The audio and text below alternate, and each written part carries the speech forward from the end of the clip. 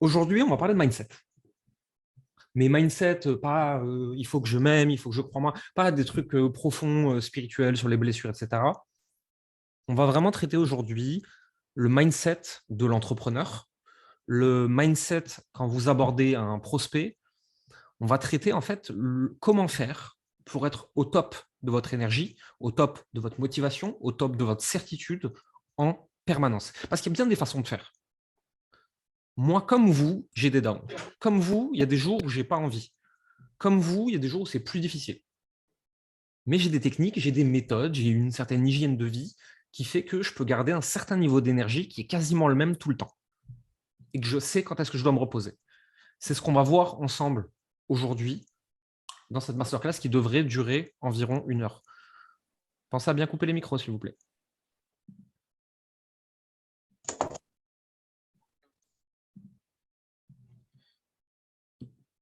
Pour commencer, on va parler de votre énergie personnelle. Consistency, c'est la constance. Avoir un niveau d'énergie qui est sensiblement toujours le même. Ne pas avoir de down trop violent, ne pas avoir de up trop violent. Il ne faut pas que vous soyez tout en bas ou tout en haut. Il faut que vous essayiez de trouver un moyen pour être à un bon niveau d'énergie en permanence. Il y a plein de façons de faire ça et c'est celle qu'on va regarder aujourd'hui. La première chose,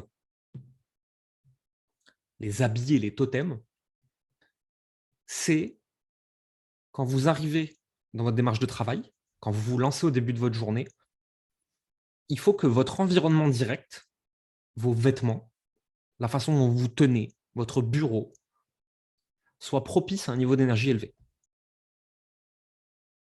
C'est tout con, mais quand j'aborde une journée importante, je la passe pas en jogging et en chaussettes. Je prends ma douche le matin, je mets un pantalon, peut-être même que je vais mettre une chemise ou un pull que j'aime bien. Je vais mettre des vêtements qui me plaisent. Je vais me coiffer les poils de la bouche. Je vais faire en sorte que les choses me mettent dans une énergie particulière. J'ai des totems, j'ai des pierres, des pièces, etc., des choses sur mon bureau qui me rappellent ce que je suis quand je suis au meilleur de moi-même, qui me rappellent qui je suis. J'ai des outils comme ça rituels. Et d'ailleurs, c'est exactement le point d'après, c'est les routines. Les routines, on va beaucoup en parler dans cette masterclass. Moi, par exemple, moi, je me lève à des heures un peu bizarres, hein, donc moi, je vais me lever entre 3h30 et 4h30. La première heure, c'est que du travail de mindset. La deuxième heure, je vais que apprendre.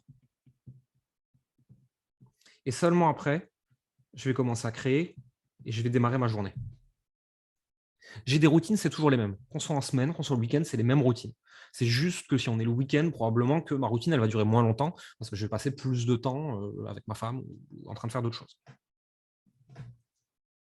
Si vous avez une routine qui fonctionne pour vous, il ne faut pas la déplacer toutes les 5 secondes. Vos week-ends ne devraient pas être radicalement différents de vos semaines. Vous pouvez décaler les heures, etc. Le corps fonctionne très bien par routine, hein. Et je sais que certains disent oui, mais moi j'ai besoin de diversité, moi j'ai besoin de faire n'importe quoi, comme je veux, quand je veux. Oui, oui, très bien. Ça s'appelle un caprice. Ton corps, il n'a pas besoin de ça. C'est toi qui es rassuré par faire ça. C'est OK, hein. On n'est pas là. Tout ce qu'on va dire aujourd'hui, c'est comment être plus performant. Il n'y a pas de jugement quand tu ne l'es pas. Tu n'es pas nul ou une merde ou une mauvaise personne quand tu n'es pas performante. Juste, en fait, factuellement, voici comment être performant. Tu ne le seras pas tout le temps. OK. L'idée, c'est juste de ne pas se bullshiter sur pourquoi tu ne l'es pas. Et ce n'est pas par des raisons extérieures. C'est par toi et ce que tu fais. Ensuite, il y a toute la partie biologie, purement et simplement. Ce que vous mangez détermine votre niveau d'énergie. Si vous mangez mal, si vos heures de repas ils sont n'importe comment posées sur la journée, si vous faites des trop gros repas, vous êtes KO. Sleep, sommeil.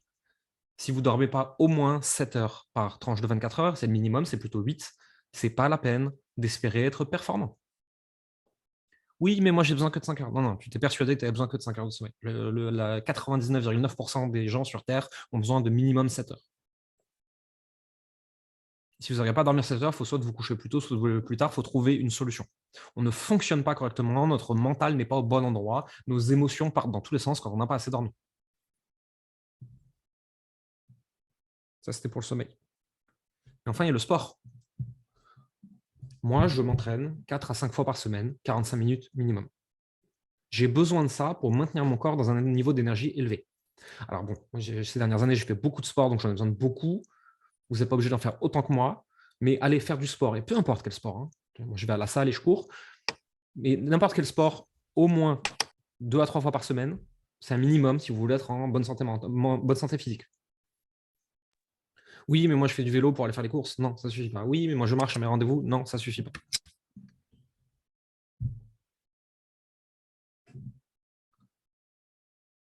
Mental inputs. Qu'est-ce que vous faites rentrer dans votre tête?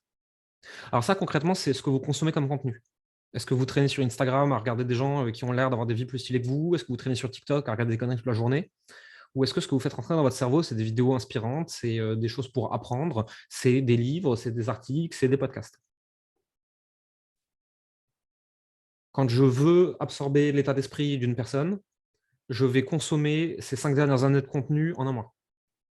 Oui, ça fait beaucoup, hein, ça fait vraiment beaucoup. Mais c'est comme ça que j'absorbe la façon dont il pense. Je donne à manger à mon cerveau des choses que je veux qu'il traite.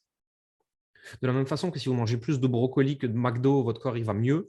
Quand vous consommez mentalement plus de bonnes choses pour vous que de mauvaises choses, votre mental il va mieux. Connexion à vous-même, méditation. Je n'ai pas besoin de vous expliquer ce que c'est. Je sais, c'est chiant. Alors, je vais vous le dire tout de suite, tout ce qui est chiant à court terme est bon pour vous à long terme. Et inversement, tout ce qui est trop cool à court terme, en général, c'est mauvais pour vous à long terme. Journaling, tous les matins, écrire ce que vous pensez, ce que vous ressentez, ce que vous vivez, votre gratitude.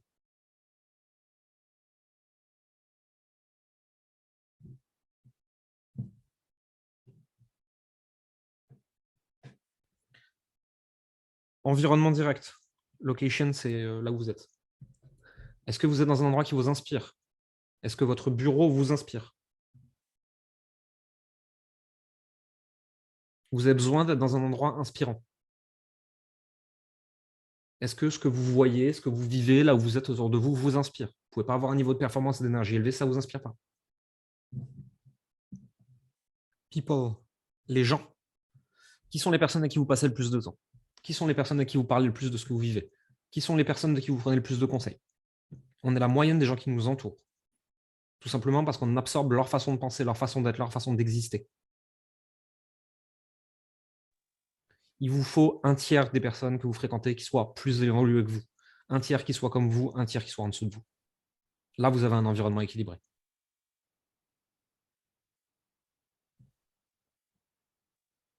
Ce que je ressens quand je fais ABC. Être conscient de ce qui vous produit des énergies et des émotions positives et ce qui produit du désagréable. Faites plus de choses qui vous énergisent que de choses qui vous drainent.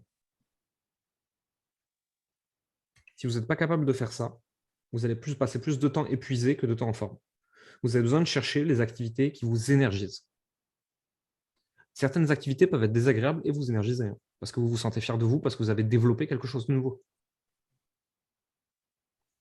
Ça, c'est les bases. Ça, foncièrement, il ne faudrait même pas l'avoir à l'expliquer, et pour autant, moi aussi, j'ai dû apprendre.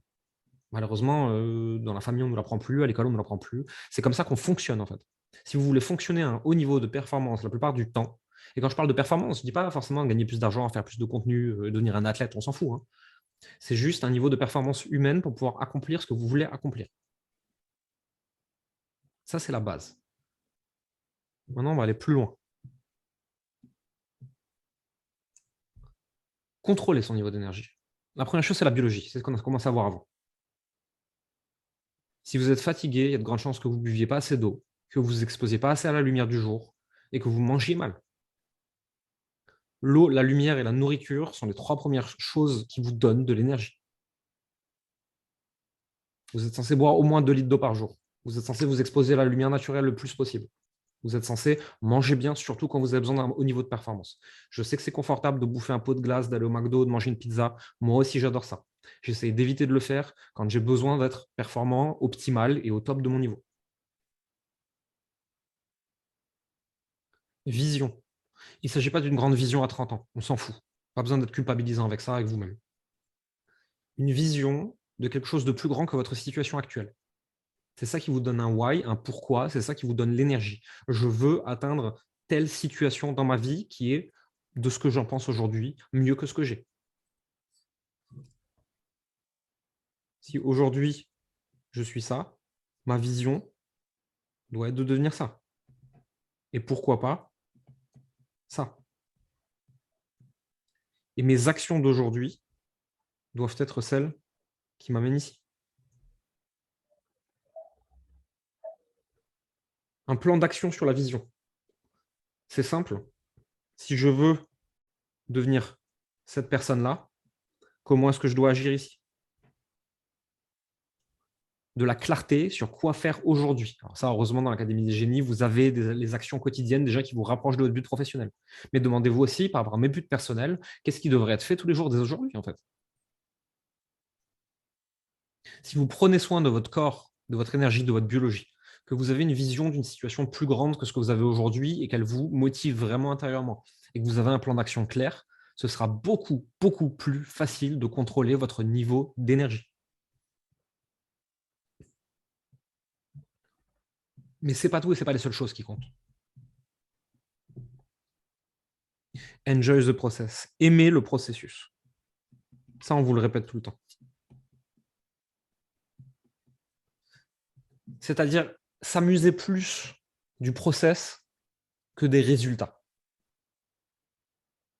Alors ça, c'est un peu brutal comme façon de voir le monde. Décide de ce que tu veux dans la vie.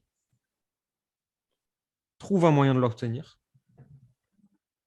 Fais-en plus que tous les autres. Sois fier d'en faire plus que tous les autres. Trouve ça marrant et amusant. Fais de ton mieux tous les jours. C'est juste un jeu. Aujourd'hui, les entrepreneurs, les chefs d'entreprise, les indépendants, les coachs, les thérapeutes, les consultants, peu importe, qui ont un haut niveau de performance, ils font plus et mieux que tous les autres. Mais pas dans le sacrificiel de il faut travailler plus dur pour être le meilleur. Non, ils trouvent ça marrant. Ils aiment ça. Ils trouvent de la satisfaction dans le fait de faire plus d'actions et des meilleures actions tous les jours. Prendre du plaisir dans le fait d'être toujours meilleur dans le process, sans regarder les résultats. Je m'en fous d'avoir des meilleurs résultats. Je veux être meilleur dans le process quotidien. Parce que c'est ça que je contrôle, c'est ça que je peux trouver amusant, et c'est là que je peux bouffer tout le monde, y compris bouffer le moi du passé. Si je veux être meilleur que moi hier, je dois faire mieux. Mais si je trouve ça marrant de faire mieux, ce sera beaucoup moins difficile. Donc, trouvez des façons d'alimenter le process qui vous plaisent et que vous aurez envie de faire plus, de faire mieux et dans lesquels vous aurez envie de performer.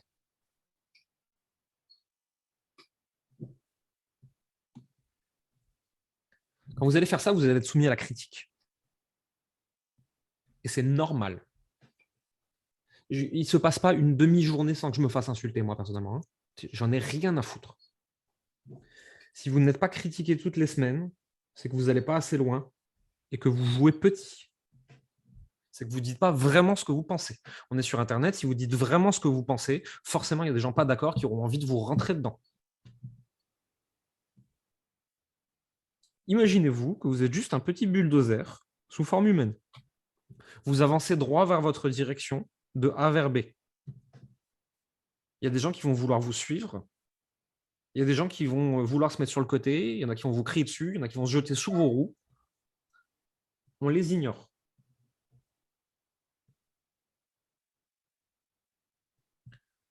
Le meilleur moyen de différencier l'amateur du professionnel, c'est la façon dont il gère la critique.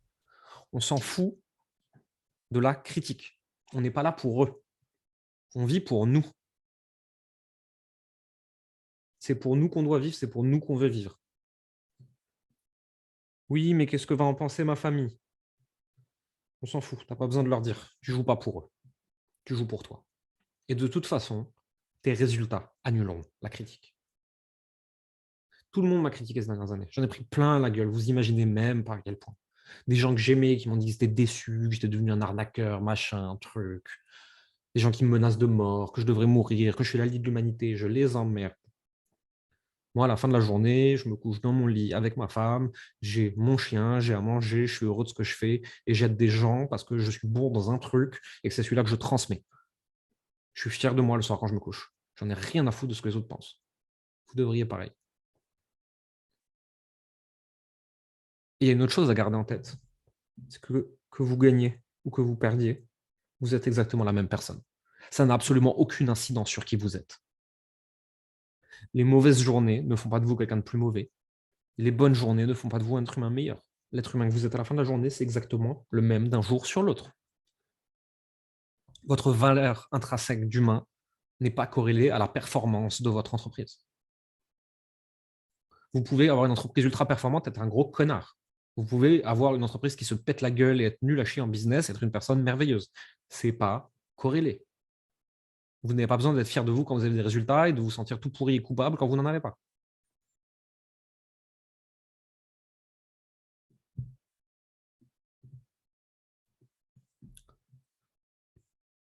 Le niveau de certitude de votre offre. À quel point vous êtes sûr et certain que votre offre peut aider les gens? À quel niveau je suis sur une échelle de certitude de 1 à 10 que mon offre peut aider des gens? La seule réponse acceptable, c'est 10. Comment est-ce que j'augmente ce niveau? Comment est-ce que je fais pour voir ma valeur? C'est simple.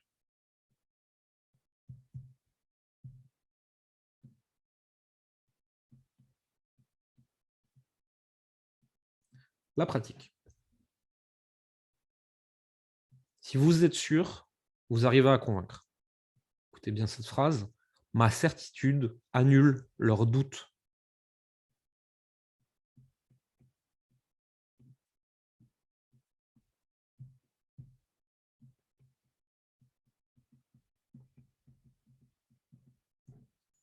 C'est ça votre posture. On va la revoir après. Imaginons que vous êtes face à une maison en feu. Il y a une personne dedans et elle est sur le point de cramer. Vous avez non seulement un marteau pour briser la vitre et pour lui parler, mais vous avez un extincteur pour éteindre le feu. Est-ce que vous vous dites: «Oui, non, mais je peux pas lui dire ça, en plus je suis pas sûr et puis je peux pas prendre son argent parce qu'en fait, non, vous êtes tellement sûr que vous avez sauvé la vie de cette personne qu'en fait vous prenez votre marteau, vous pétez la vitre, vous lui dites de sortir et vous éteignez le feu. C'est exactement la même chose.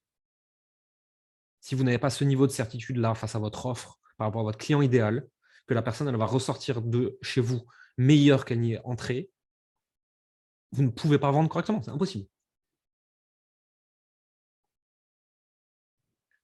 Vous devez être capable, limite, de gueuler sur la personne pour son bien, parce qu'elle hésite. Alors, je dis pas qu'il faut gueuler sur les gens, hein. C'est un exemple illustratif. Vous devriez en être capable. Moi, ça m'est déjà arrivé. J'étais au téléphone avec un mec, ça m'est arrivé il y a quelques années, je lui ai hurlé dessus. Mais maintenant, tu vas arrêter de faire chier, tu vas signer, tu n'en as rien à foutre, tu vas avoir des résultats, tu vas faire x50 de ce que tu as investi et tu vas me dire merci. Ma certitude a annulé ses doutes. Le lendemain matin, il signait. J'étais sûr à 200% de pouvoir l'aider. J'avais zéro doute là-dessus. S'il fallait que je le cherche chez lui par la peau du slip, je l'aurais fait. Je savais qu'il allait le droit dans le mur s'il continuait tout seul, et je savais que moi, je pouvais l'aider. Ma certitude annule leurs doutes.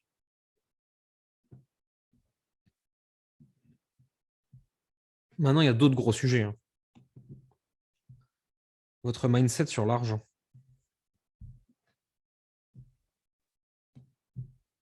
Mes slides ne passent plus, c'est bien.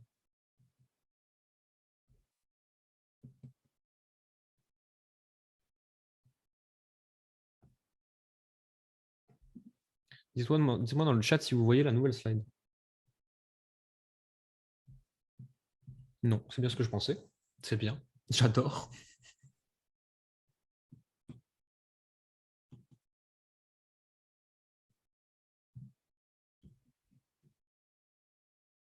J'aime bien quand ça marche comme ça.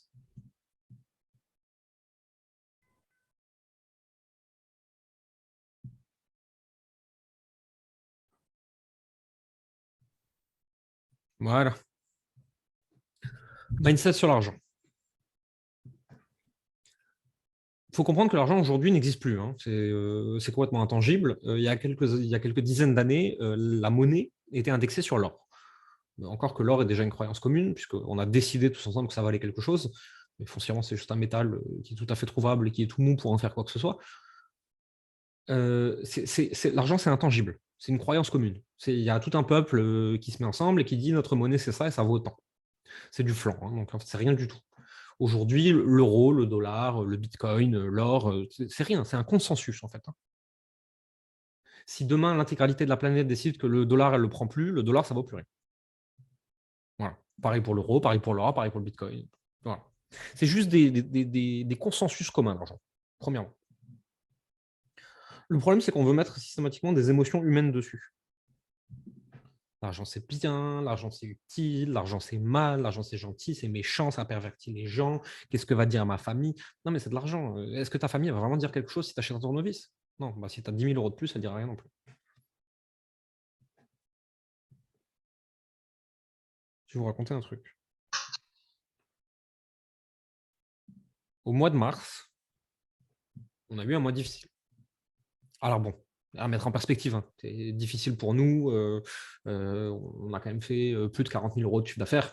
C'est juste qu'on a eu un mois avec beaucoup de dépenses, etc., des choses qu'on n'avait pas anticipées, des choses qu'on n'avait pas prévues et tout.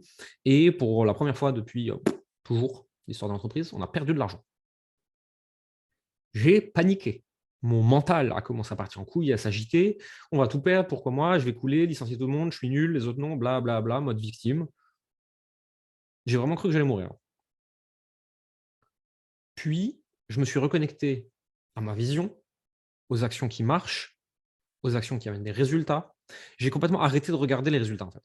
Je me suis connecté au quotidien et aux actions qui fonctionnent et à ce qui m'amuse et à ce dans quoi je suis bon. J'ai complètement arrêté de laisser mes émotions dicter mes comportements. Je suis revenu dans juste suivre le process, quoi. Ce qu'on disait avant. Trust the process. J'ai commencé à faire des contenus plus inspirants à partir de là. J'ai recommencé à reprendre les ventes en main et on a redécollé aussi sec.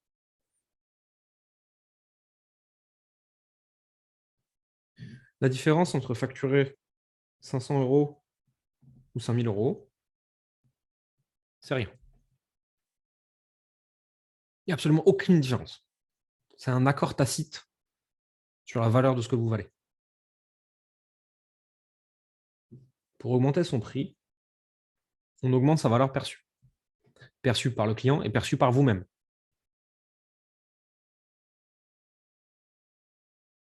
Mais ça amène une autre question.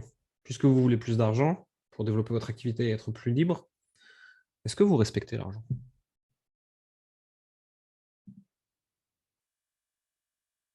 Est-ce que vous avez vraiment du respect pour l'argent? Pour ce que c'est? Pour cet outil utile? Ou est-ce que c'est sale, c'est mal, il ne faut pas le regarder? Est-ce qu'il faut le jeter le plus vite possible pour pas qu'il nous brûle les doigts? Est-ce qu'il faut surtout pas en parler? Alors c'est sûr que c'est vrai ce qu'on raconte, hein. L'argent, ça achète pas le bonheur, ça achète pas l'amour, hein. Mais ça achète la liberté. Et c'est déjà pas mal, ça. C'est pour ça qu'on en veut plus, pour avoir plus de choix. Il y a beaucoup de gens aujourd'hui qui n'en ont pas, qui le justifient en disant l'argent, ça sert à rien. Mais c'est normal, en fait. Ils en ont pas, ils savent pas comment gagner, ils peuvent pas dire l'argent, c'est ultra utile, c'est génial, j'en aimerais trop. Sinon, ça veut dire qu'ils se confrontent à la réalité de le fait qu'ils soient dans la merde, et c'est atroce. Donc ça, c'est tous ces gens qui vont vous dire l'argent, ça sert à rien. Moi, j'ai jamais vu quelqu'un de millionnaire ou multimillionnaire qui m'a dit l'argent, ça sert à rien. Par contre, il y a d'autres choses qu'on peut penser sur l'argent. Pas que ça sert à rien. L'argent, c'est un très bon esclave et un très mauvais maître. C'est-à-dire que vous avez le droit de l'utiliser, mais pas de vous laisser utiliser par lui.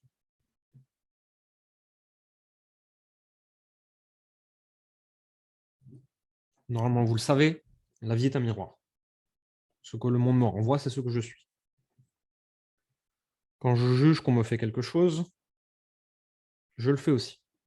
Si je juge ces personnes-là font ça juste pour l'argent, juste par intérêt, pas parce que c'est bien, ou est-ce que dans ma vie, je fais la même chose? Pour garder ce mindset-là, il y a des routines dont on va reparler bien sûr, et il y a des choses qui arrivent dans la DG pour ça. Le problème, c'est que bien trop souvent, vous ne faites pas vos routines pendant 6 mois, et ensuite vous êtes dans la merde, vous les refaites 3 jours et vous dites ça ne marche pas. Tu as mis 6 mois à être dans la merde, tu ne vas pas en sortir en 3 jours. De la même façon, vous faites les bonnes actions jusqu'à ce que ça marche, vous arrêtez de les faire, ensuite vous ne comprenez pas pourquoi ça s'arrête. 3 leçons. L'argent va là où il est le bienvenu. L'argent va là où on y pense positivement le plus. Oui, mais je ne vais pas penser qu'à l'argent. Pourquoi? C'est mal? Est-ce que quand tu penses à l'eau, c'est mal avant de boire? Est-ce que penser à l'essence dans ta voiture, c'est mal? D'accord, donc l'argent, c'est la même chose. Moi, les gens que je connais qui ont le plus d'argent, ils y pensent tout le temps. Ça ne veut pas dire qu'ils pensent qu'à ça. Ça ne veut pas dire que c'est la valeur la plus importante de leur vie. Ça veut dire que c'est pas mal du tout de penser à l'argent. Moi, j'ai des périodes dans ma semaine, c'est les money time, temps argent, où je vais lire, je vais me former, je vais regarder mes comptes, je vais regarder mes investissements, je vais regarder mes prochains investissements, je vais regarder mon cash flow, je vais regarder tous les comptes perso, pro, etc. Je m'intéresse à mon argent, en fait. Je passe du temps avec mon argent, on s'entend bien, on a une belle relation. Et enfin, l'argent va là où la valeur perçue est la plus haute. Si vous augmentez votre valeur perçue, votre niveau de certitude, l'argent viendra plus facilement à vous.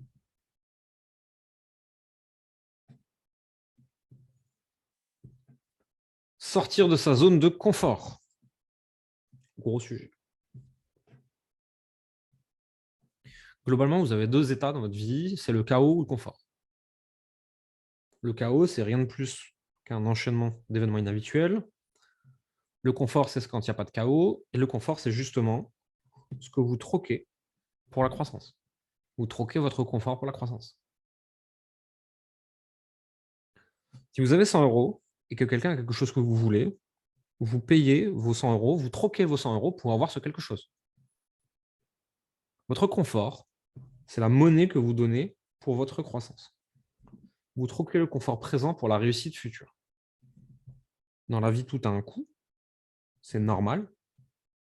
Donc, quand vous voulez quelque chose, demandez-vous qu'est-ce que vous donnez.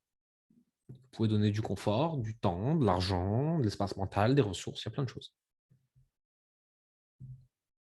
On troque le confort dans un pan de notre vie pour la croissance dans l'autre. Est-ce que vous connaissez le test du marshmallow sur la gratification différée? C'est une étude qui a été faite sur les enfants. C'est pas terrible de faire des études sur les enfants, c'est comme ça. Où on les mettait dans une pièce avec, et on leur donnait un marshmallow, on leur dit si tu es capable d'attendre, je sais plus, c'était 15, 30, 45 minutes, comme ça. Sans le manger, tu en auras un deuxième. Je crois qu'on leur disait pas dans combien de temps on revenait. Alors, il y en a qui le mangeaient, qui craquaient, puis il y en a qui attendaient et qui en avaient 2, du coup. C'est le principe de gratification différée. Je troque du positif court terme pour plus de positif long terme. On a marqué que les gens qui sont capables de faire preuve de gratification différée avaient plus de résultats dans la vie.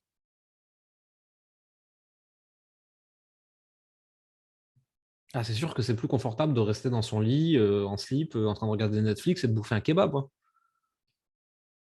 Mais je me lève à 4 heures, je bosse, je fais du sport, je parle à plein de gens, je fais des choses qui me rendent fier. Elles sont inconfortables des fois sur le moment, mais elles me rendent fier et me rendent meilleur.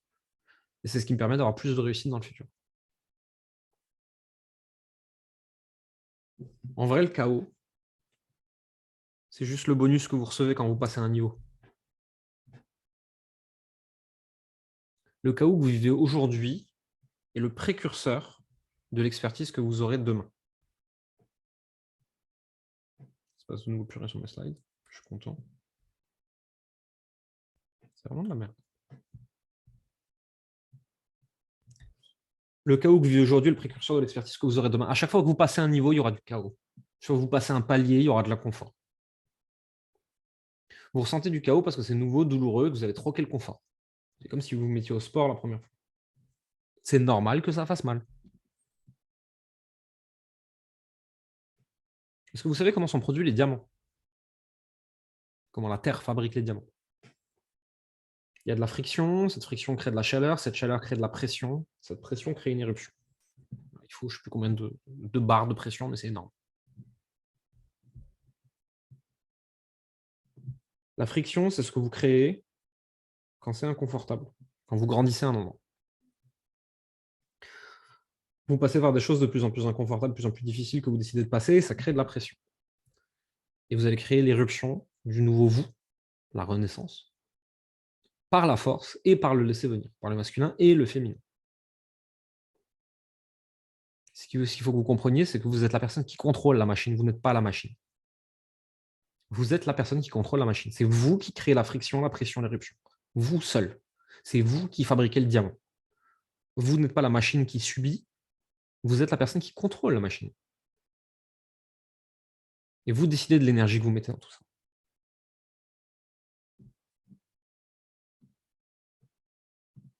Pour ça, il faut comprendre quelque chose d'assez simple, c'est que c'est toujours dans cet ordre-là, contrairement à ce qu'on aimerait. Mais quand on le pense, on le réfléchit dans l'autre sens. Qu'est-ce que je veux? Pour ça, qu'est-ce que je dois faire? Et pour réussir à faire ça, qui est-ce que je dois être?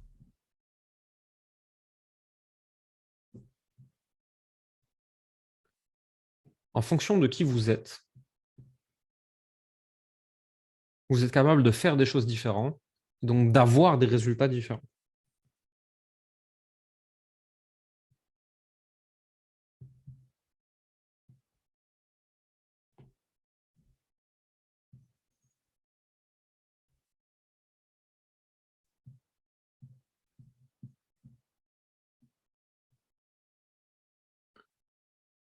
On va finir avec quelques petites choses.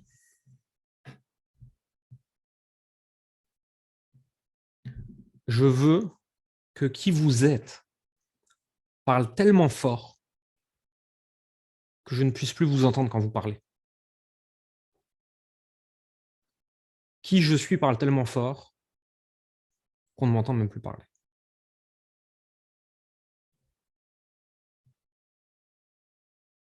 Je ne peux pas remplir les autres à partir d'un espace vide. S'il n'y a rien en moi, si je n'ai pas nourri à l'intérieur de moi-même, je ne peux rien donner aux autres.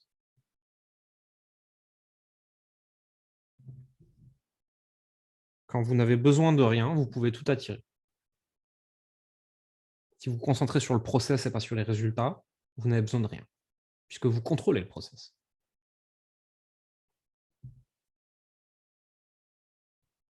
Vous êtes le docteur expert qui vient donner des conseils.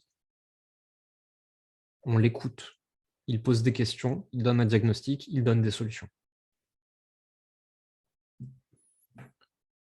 Votre certitude annule leurs doutes.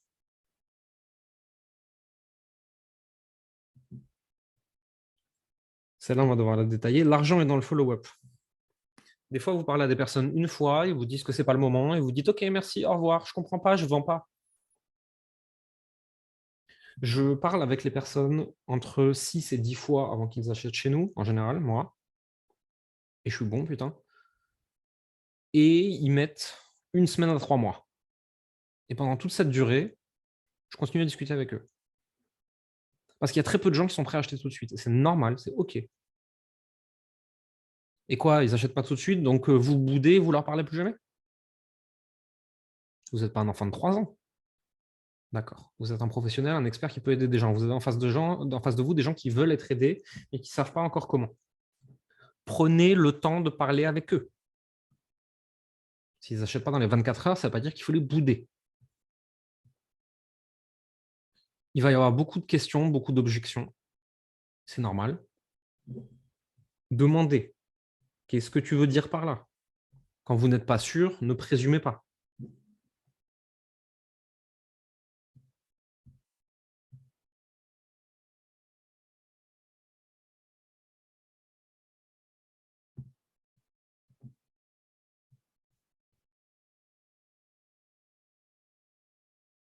Apprenez à manager le risque.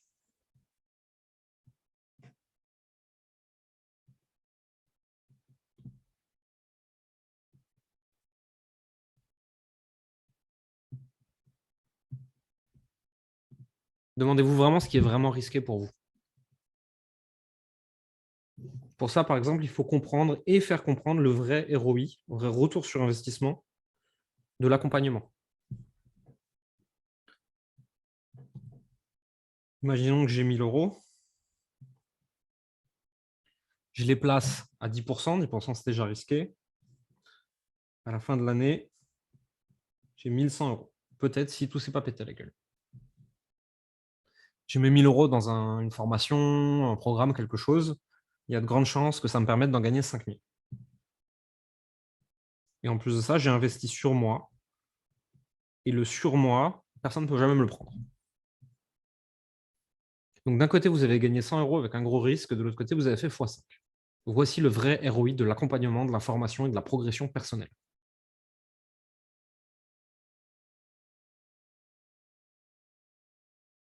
Une dernière chose pour cette slide, vous vous sentirez nul et un imposteur et à chaque fois vous progresserez. À chaque fois que vous passerez un palier, vous vous sentirez nul et un imposteur. C'est normal. Si vous vous sentez plus jamais nul, plus jamais un imposteur et systématiquement à la hauteur, c'est que vous stagnez. C'est un choix. Il faut décider si vous voulez stagner ou pas.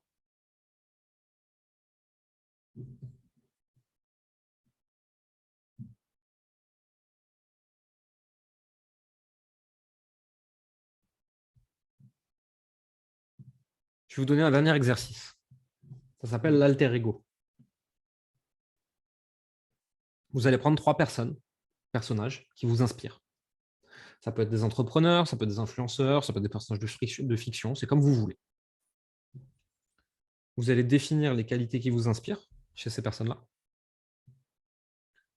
comment ils agiraient dans certaines situations, et vous allez vous demander comment est-ce que vous reproduisez ça.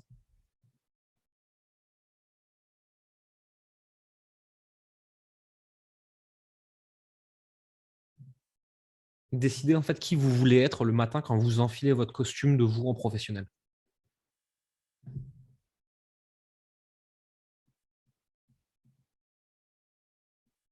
Ça peut être Sadhguru, ça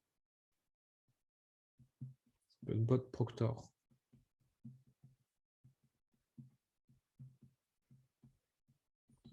Tony Robbins, Osho. Mais ça peut être aussi n'importe qui d'autre. Ça peut être Don Draper dans Mad Men. Ça peut être Barney Stinson dans How I Met Your Mother. Ça peut être qui vous voulez, c'est vous qui décidez. Demandez-vous de quelle qualité donc vous avez besoin et construisez-vous un personnage qui vous inspire.